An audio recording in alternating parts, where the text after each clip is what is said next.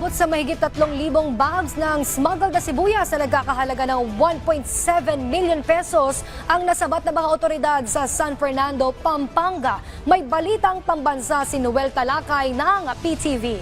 Noel!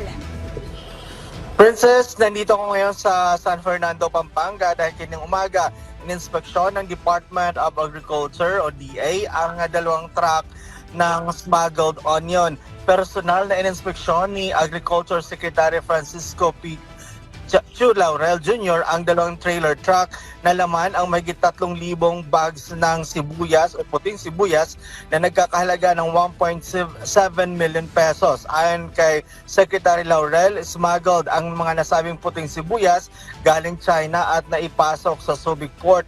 Ayon naman na sa Criminal Investigation and Detection Group o CIDG Pampanga, noong April 26 ngayong taon pa nila nasabat ang mga nasabing smuggled imported white onion. Batay sa inisyal na investigasyon ng CIDG, ibabagsak sa Divisoria at sa iba pang mga palengke ng Central Luzon. Sinabi rin ng DA na nakipagtulungan na sila ngayon sa CIDJ para ipasagawa ang investigasyon para managot naman kung sino ang nasa likod nito.